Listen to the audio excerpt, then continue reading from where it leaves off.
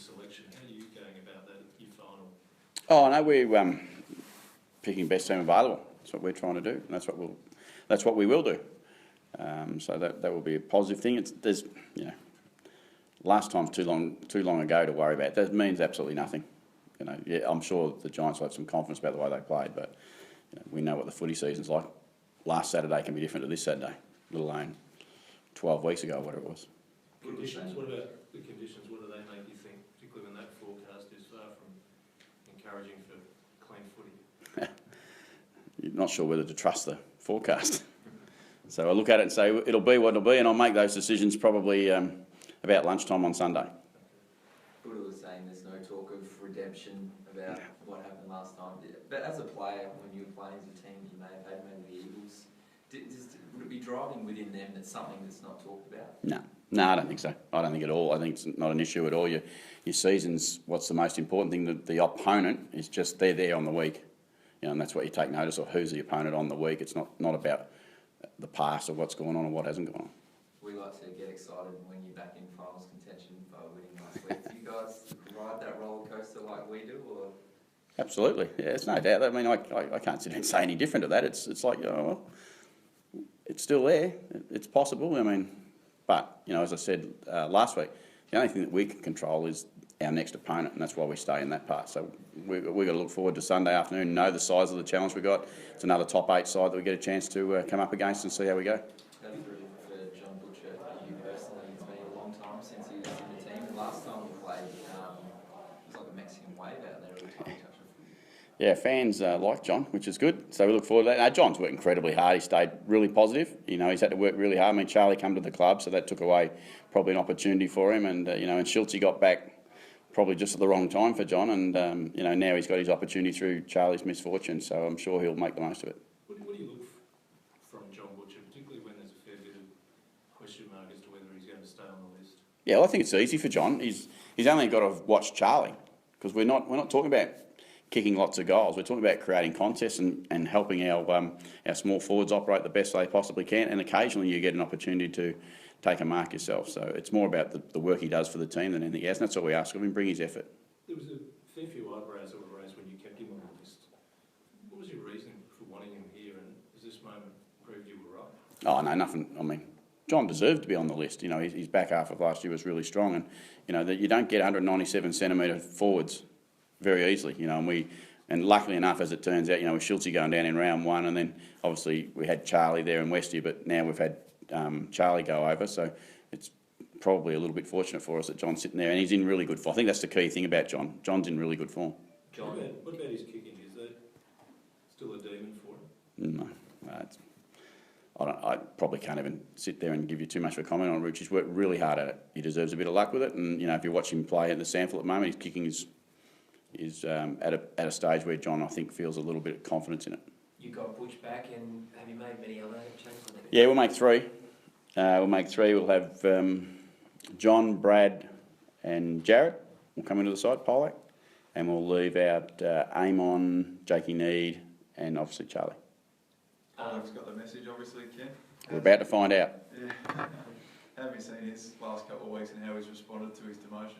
Look, he's been really good. Jared's, been really positive about what he needs to do and what he's trying to do, and he's hasn't got it absolutely perfect all the time. He knows that, but he's prepared to work at it. The boys want him in the team. We know he's a significant part when he's in and playing well. But it's simple. Just come in and play your role and do the things that you need to do and help us win. That's all we're asking of him.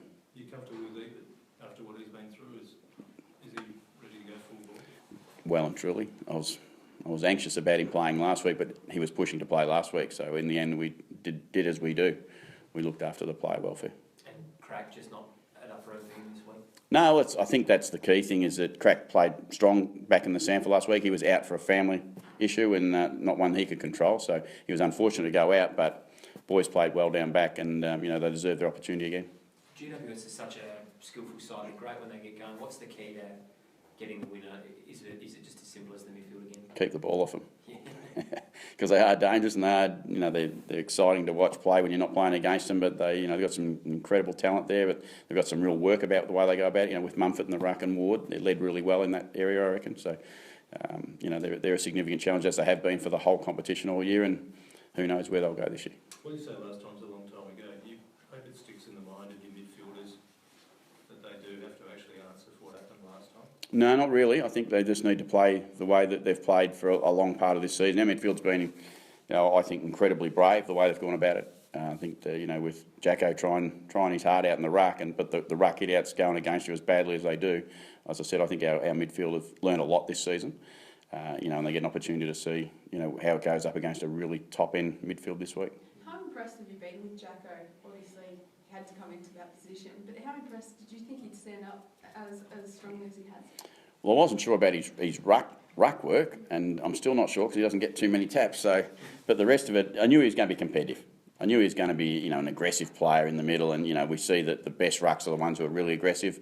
He's slightly undersized, but he makes up for that for what he does when it hits the ground. So, he's got a real challenge this week.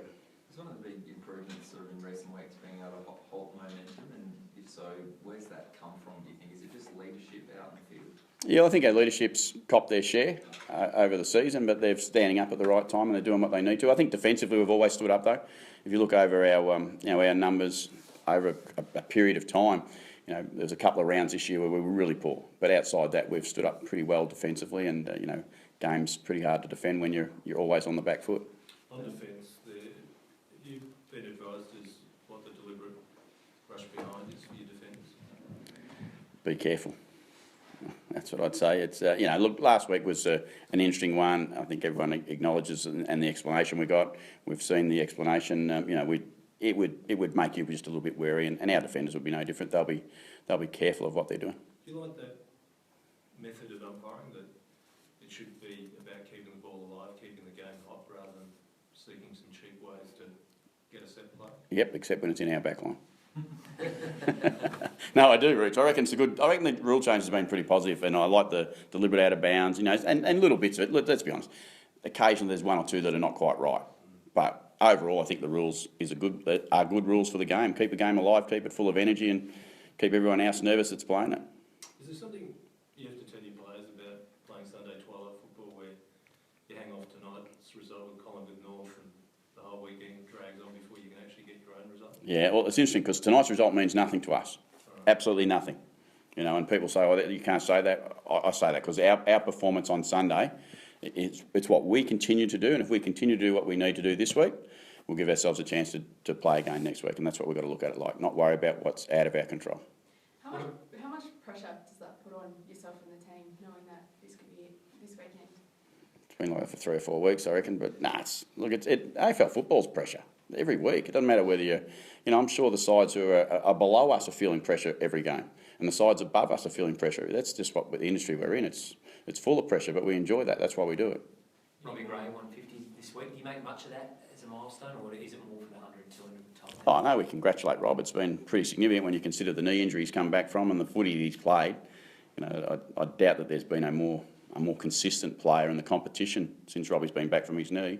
He set a really high standard. We look forward to the highlights tape because there'll be some special stuff in it. But Rob will be like anyone that's in a milestone game. All they'll be worried about is playing well and helping the team win. Any further updates on Charlie? Is his swelling gone down a little bit?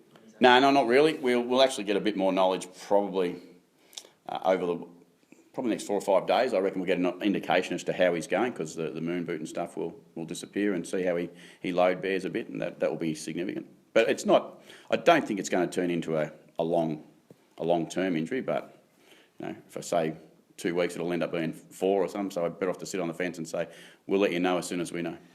What about Lovey and White? How are they progressing and pushing?